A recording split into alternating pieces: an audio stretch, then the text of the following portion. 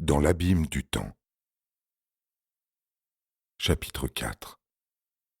Je continuais néanmoins de noter soigneusement les rêves incroyables qui m'assaillaient, si denses et si impressionnants. J'y trouvais l'intérêt d'un document psychologique d'une réelle valeur. Ces images fulgurantes ressemblaient toujours diablement à des souvenirs, mais je luttais contre cette impression avec un certain succès. Dans mes notes, je décrivais les fantasmes comme des choses vues, mais le reste du temps, j'écartais ces illusions arachnéennes de la nuit. Je n'y avais jamais fait allusion dans les conversations courantes. Pourtant, le bruit s'en était répandu, ainsi qu'il en va de ce genre de choses, suscitant divers commentaires sur ma santé mentale. Il est amusant de songer que ces rumeurs ne dépassaient pas le cercle des profanes, sans un seul écho chez les médecins ou les psychologues. Je parlerai peu ici de mes visions d'après 1914, puisque des récits de ces comptes rendus plus détaillés sont à la disposition des chercheurs sérieux. Il est certain qu'avec le temps, les singulières inhibitions s'atténuèrent un peu, car le champ de mes visions s'élargit considérablement.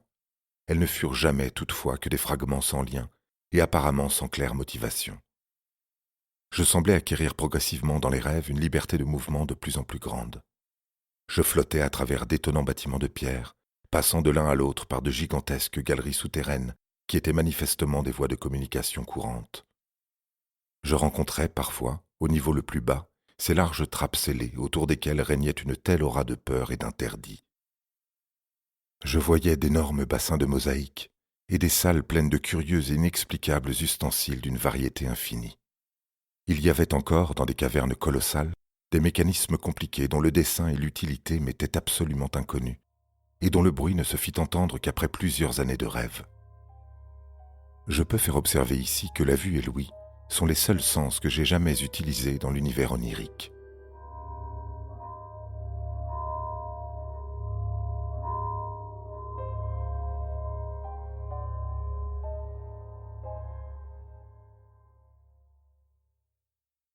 L'horreur véritable commença en mai 1915, quand je vis pour la première fois des créatures vivantes. C'était avant que mes recherches m'aient appris, avec les mythes et l'historique des cas, ce à quoi je devais m'attendre. À mesure que tombaient les barrières mentales, j'aperçus de grandes masses de vapeur légères en différents endroits du bâtiment et dans les rues en contrebas. Elles devinrent peu à peu plus denses et plus distinctes, jusqu'à ce que je puisse suivre leurs monstrueux contours avec une inquiétante facilité. On eût dit d'énormes cônes iridescents de 10 pieds de haut et autant de large à la base, faits d'une substance striée, squameuse et semi-élastique. De leur sommet partaient 4 membres cylindriques flexibles, chacun d'1 pied d'épaisseur, de la même substance ridée que les cônes eux-mêmes. Ces membres se contractaient parfois jusqu'à presque disparaître, ou s'allongeaient à l'extrême, atteignant quelquefois 10 pieds. 2 se terminaient par de grosses griffes ou pinces. Au bout d'un 3e se trouvaient 4 appendices rouges en forme de trompette. Le 4e portait un globe jaunâtre, irrégulier, d'environ 2 pieds de diamètre, où s'alignaient 3 grands yeux noirs le long de la circonférence centrale.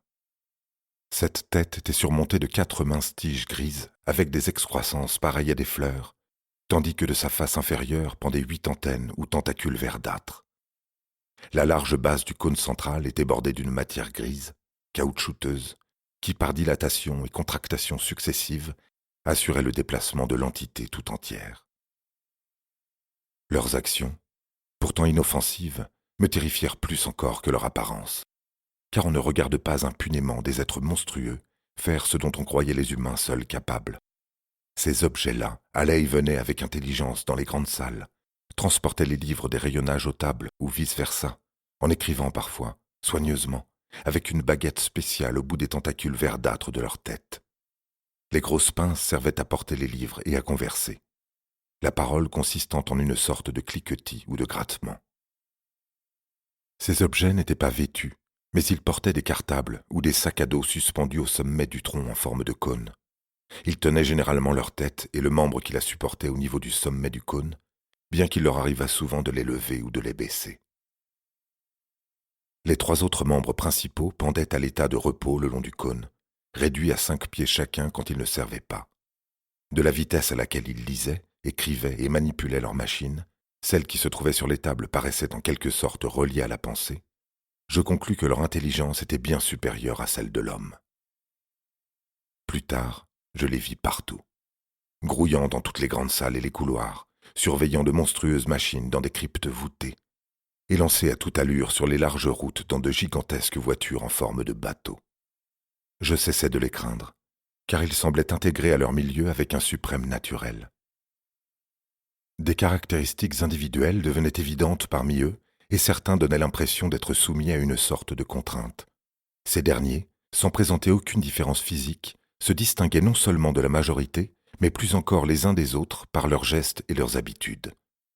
Ils écrivaient beaucoup, en utilisant, à en croire ma vision incertaine, une grande variété de caractères, mais jamais les hiéroglyphes curvilignes habituels.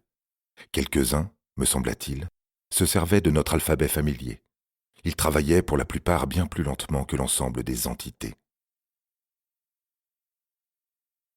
Pendant tout ce temps, je ne fus en rêve qu'une conscience désincarnée au champ visuel plus étendu que la normale, flottant librement, du moins sur les avenues ordinaires et les voies express. En août 1915, des suggestions d'existence corporelle commencèrent à me tourmenter. Je dis tourmenter, car la première phase ne fut qu'un rapprochement purement abstrait mais non moins atroce entre la répugnance déjà signalée à l'égard de mon corps et les scènes de mes visions. Un moment, je fus surtout préoccupé pendant les rêves d'éviter de me regarder, et je me rappelle combien je me félicitais de l'absence de miroir dans les étranges salles. J'étais très troublé de voir toujours les grandes tables, qui n'avaient pas moins de 10 pieds de haut, au niveau de leur surface et non plus bas. Puis, la tentation morbide de m'examiner devint de plus en plus forte, et une nuit je ne pus résister. D'abord, en baissant les yeux, je ne vis absolument rien. Je compris bientôt pourquoi. Ma tête se trouvait au bout d'un cou flexible d'une longueur démesurée. En contractant ce cou et en regardant plus attentivement, je distinguai la masse squameuse, striée, iridescente d'un énorme cône de 10 pieds de haut sur 10 pieds de large à la base. C'est alors que mes hurlements éveillèrent la moitié d'Arkham, tandis que je me précipitais comme un fou hors de l'abîme du sommeil.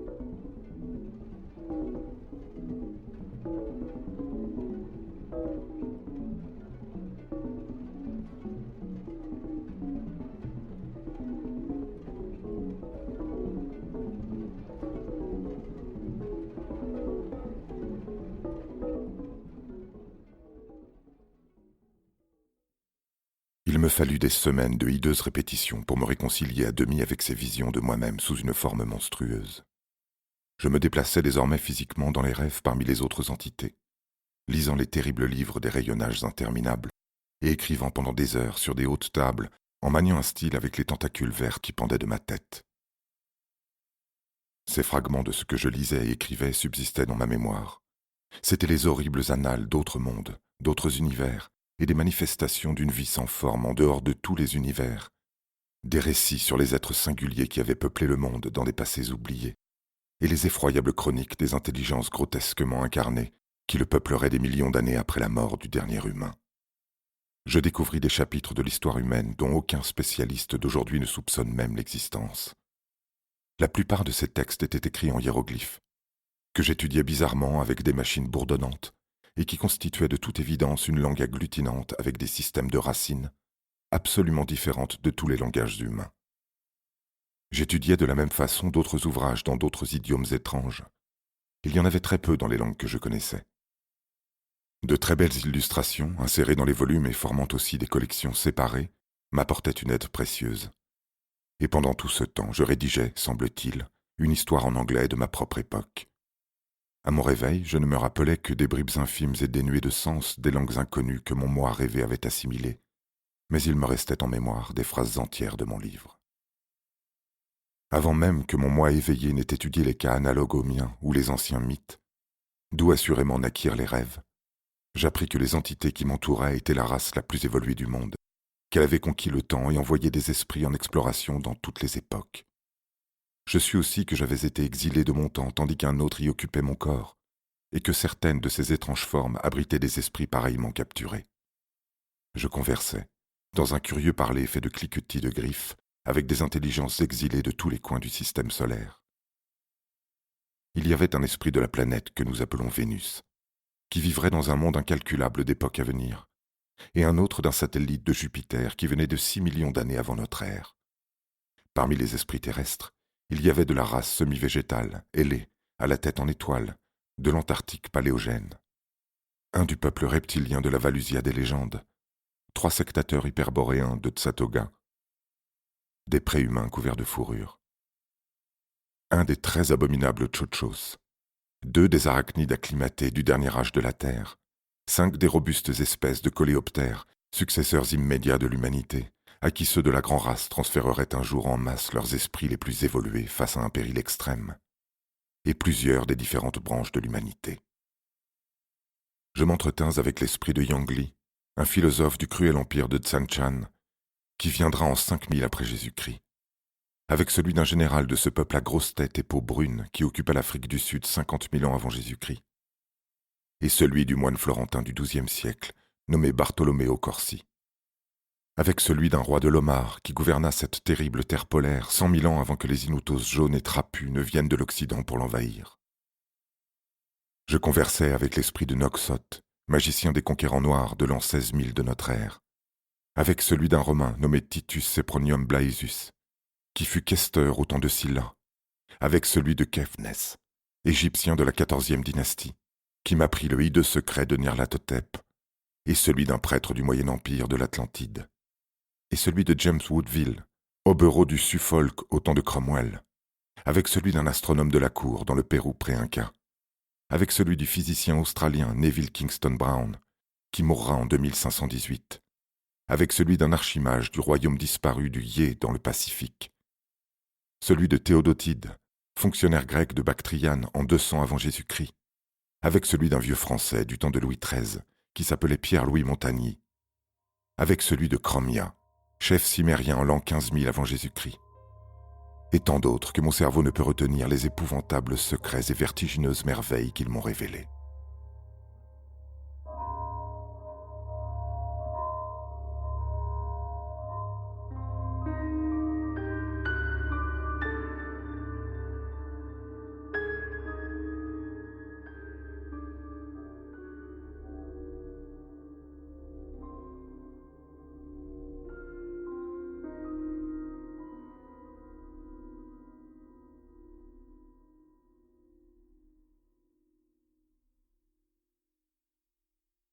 Je m'éveillais chaque matin dans la fièvre, tentant parfois avec frénésie de vérifier ou de mettre en doute telle information qui relevait du domaine des connaissances humaines actuelles.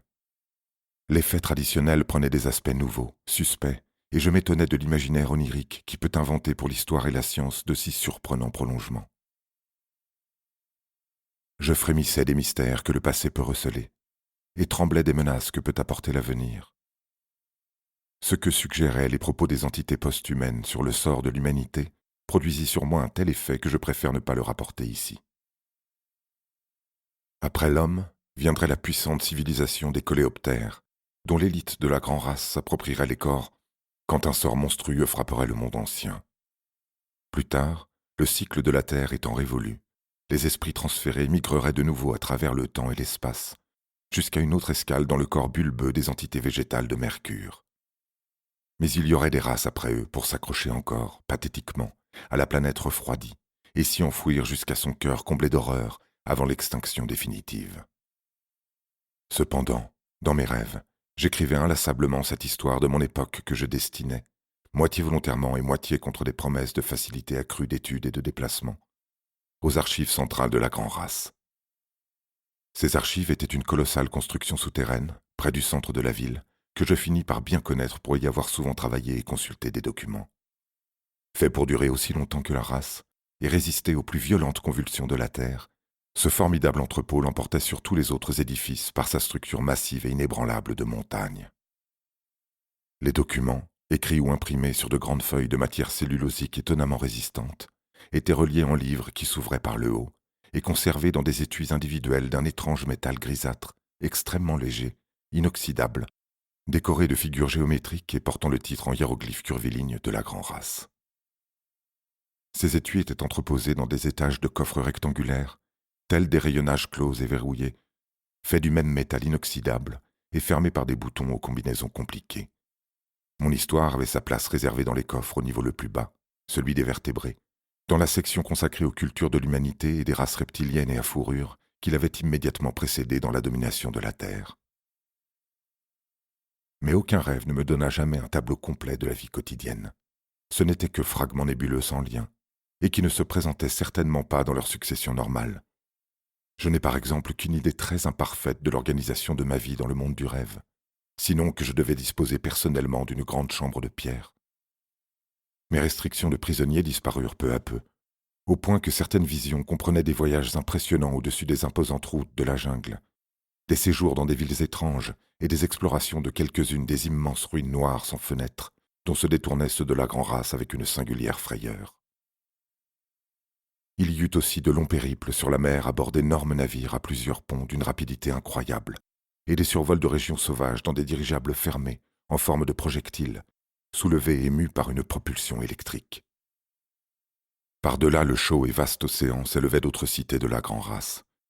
Et sur un continent lointain, je vis les villages primitifs des créatures ailées au museau noir, qui deviendraient une souche dominante quand la grande race aurait envoyé dans le futur ses esprits les plus évolués pour échapper à l'horreur rampante. L'absence de relief et la verdure surabondante caractérisaient toujours le paysage. Les collines basses et rares donnaient généralement des signes d'activité volcanique. Sur les animaux que je vis, je pourrais écrire des volumes.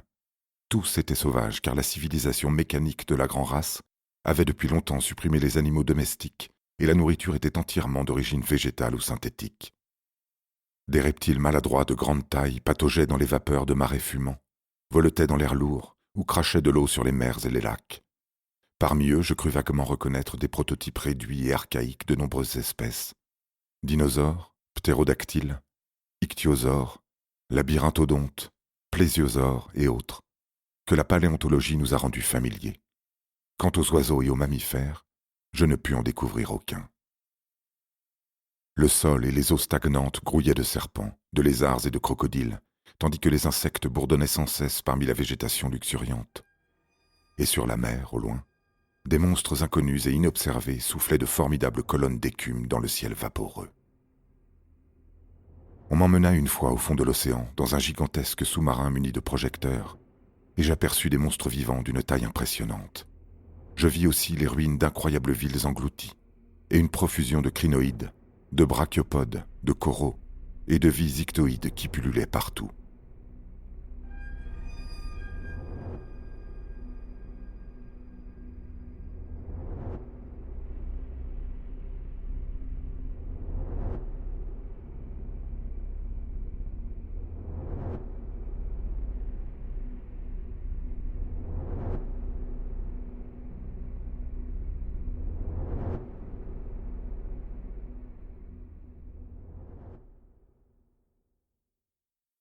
Mes visions m'apprirent très peu de choses sur la physiologie, la psychologie, les usages, l'histoire détaillée de la grande race, et beaucoup des éléments dispersés que je rapporte ici furent glanés dans mon étude de vieilles légendes et d'autres cas plutôt que dans ma vie onirique.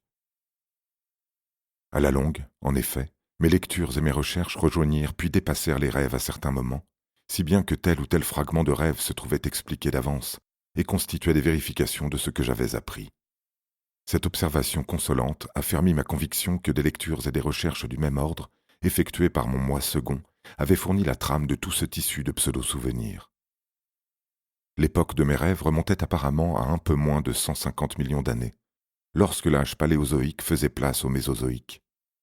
Les corps occupés par la grande race ne correspondaient à aucun stade d'évolution, survivant ou scientifiquement connu, de l'évolution terrestre, mais c'était un type organique bizarre, très homogène et hautement spécialisé, aussi proche du végétal que de l'animal.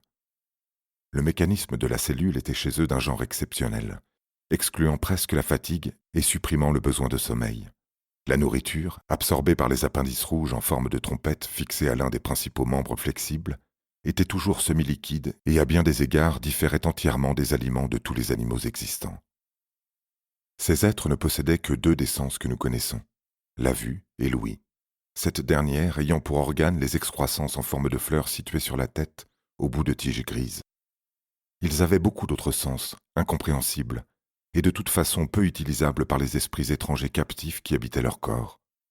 Leurs trois yeux étaient placés de manière à leur assurer un champ visuel plus étendu que la normale. Leur sang était une espèce d'ichor, vert foncé, très épais. Ils n'avaient pas de sexe, mais se reproduisaient au moyen de germes ou spores groupés à leur base, qui ne pouvaient se développer que sous l'eau. On utilisait de grands bassins peu profonds pour la culture de leurs petits, qu'on élevait toutefois en nombre très limité en raison de la longévité des individus, l'âge moyen étant de 4 ou 5 000 ans. Ceux qui se révélaient manifestement défectueux étaient éliminés aussitôt qu'on observait leurs imperfections. En l'absence du toucher ou de la souffrance physique, la maladie et l'approche de la mort se reconnaissaient à des symptômes purement visuels. Leur mort était incinérée en grande cérémonie. De temps à autre, comme on l'a déjà dit, un esprit exceptionnel échappait à la mort en se projetant dans l'avenir. Mais de tels cas étaient rares.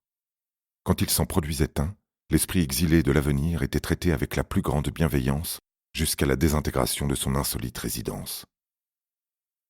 La grand-race semblait former une seule nation ou union, aux liens assez lâches, ayant en commun les principales institutions, mais comportant 4 groupes distincts.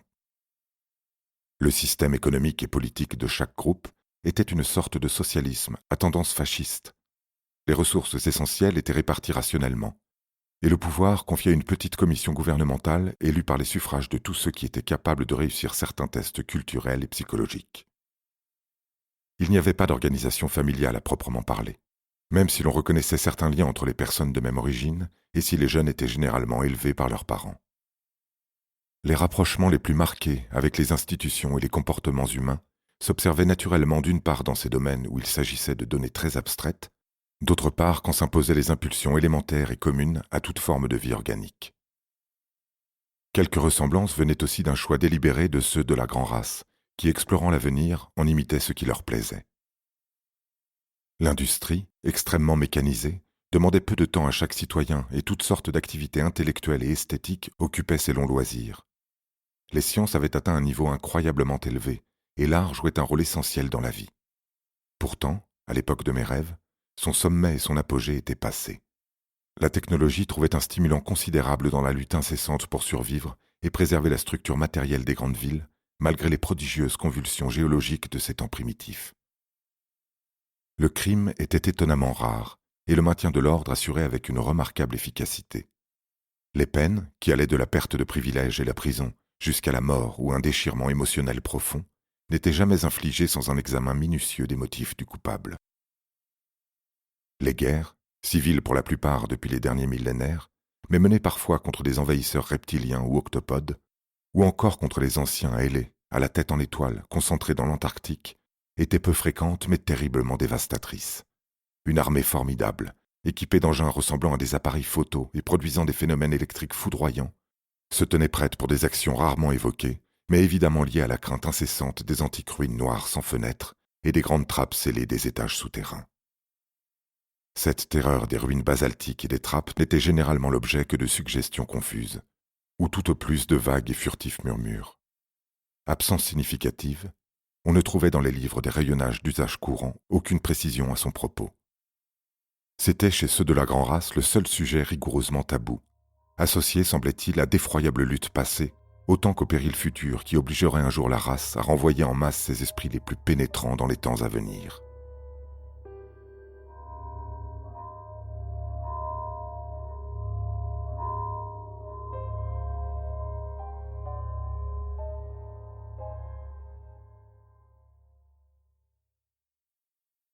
Si décevant et fragmentaire que soient les autres sujets présentés par les légendes, celui-ci était plus obscur encore et déconcertant. Les vieux mythes confus l'évitaient complètement, ou peut-être, à dessein, avait-on retranché toute allusion. Et dans mes rêves, comme dans ceux des autres, les traces en étaient singulièrement rares. Les membres de la grand-race n'en parlaient jamais de propos délibérés, et tout ce qu'on a pu glaner vient de quelques esprits captifs particulièrement observateurs.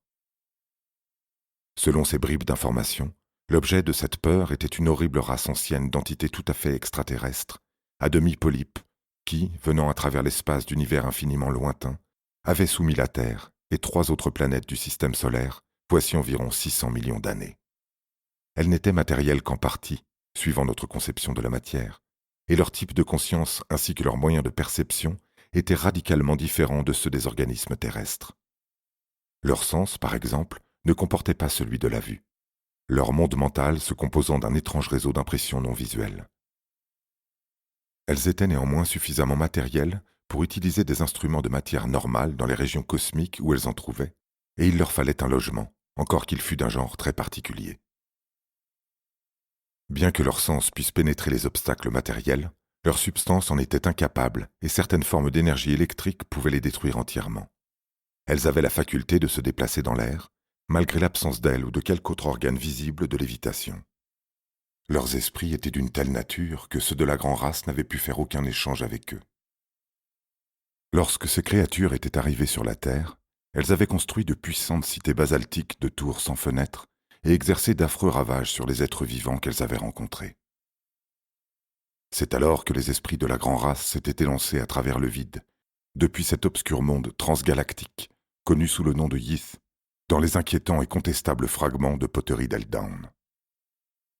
Les nouveaux venus, grâce aux engins qu'ils avaient créés, n'eurent aucune peine à vaincre les rapaces entités, et à les refouler dans ces cavernes au cœur de la terre qu'elles avaient déjà reliées à leur demeure et commencé à habiter. Puis, scellant les issues, ils les avaient abandonnés à leur destin, occupant par la suite la plupart de leurs grandes cités dont ils conservèrent certains édifices importants, pour des motifs qui relevaient plus de la superstition que de l'indifférence, l'audace ou le zèle scientifique et historique. Mais à mesure que s'écoulaient les âges, des symptômes imprécis et sinistres révélaient que les entités anciennes croissaient en force et en nombre dans les entrailles de la Terre. Des irruptions sporadiques d'un caractère particulièrement hideux se produisirent dans certaines petites villes lointaines de la grande race, et dans quelques-unes des vieilles cités abandonnées qu'elle n'avait pas peuplées. Autant de lieux où l'on n'avait pas convenablement scellé et gardé les issues menant aux abîmes intérieurs. Après cela, on avait redoublé de précautions et muré définitivement la plupart des ouvertures. Plusieurs furent conservées avec leurs trappes scellées, dans un but stratégique, pour combattre les vieilles entités si jamais elles surgissaient à des endroits inattendus. Les incursions de ces monstrueux anciens avaient dû être d'une horreur indescriptible, car elles avaient à jamais coloré la psychologie de la grande race. L'impression tenace de cette horreur était telle que l'aspect même des créatures était passé sous silence. Je ne pus à aucun moment entrevoir clairement à quoi elles ressemblaient. Il était question, en termes voilés, d'une stupéfiante plasticité et de la faculté de se rendre passagèrement invisibles, tandis que d'autres échos faisaient allusion à leur contrôle de vents violents à des fins militaires. On semblait leur associer aussi des sifflements bizarres et de colossales traces de pas comportant les empreintes circulaires de 5 orteils. De toute évidence, le sort fatal que redoutait si désespérément la grande race, ce sort qui lancerait un jour des millions d'esprits remarquables à travers l'abîme du temps jusqu'à des corps inconnus dans un avenir plus sûr, était lié à une dernière attaque victorieuse des êtres anciens. Des projections mentales dans les âges futurs prédisaient clairement une telle horreur, et la grande race avait décidé qu'aucun de ceux qui pouvaient fuir n'aurait à l'affronter. Ce serait un raid de pure vengeance, bien plus qu'un effort pour reconquérir le monde de la surface. Cela, on le savait par l'histoire future de la planète, car les projections mentales ne montraient dans les allées et venues des races de l'avenir aucune intervention des monstrueuses entités. Peut-être celle-ci avait-elle finalement préféré les abîmes de la Terre à sa surface changeante, ravagée par les tempêtes, puisque la lumière ne comptait pas pour elle. Peut-être aussi s'affaiblissait-elle lentement au fil des âges. On savait en effet qu'elle serait toute morte à l'époque de la race post-humaine des coléoptères dont les esprits en fuite seraient les locataires. En attendant, ceux de la grande race continuaient à monter la garde, leurs armes puissantes toujours prêtes malgré l'interdit horrifié qui bannissait le sujet des propos courants et des documents accessibles. Et l'ombre d'une peur sans nom planait perpétuellement autour des trappes scellées et des vieilles tours noires, aveugles.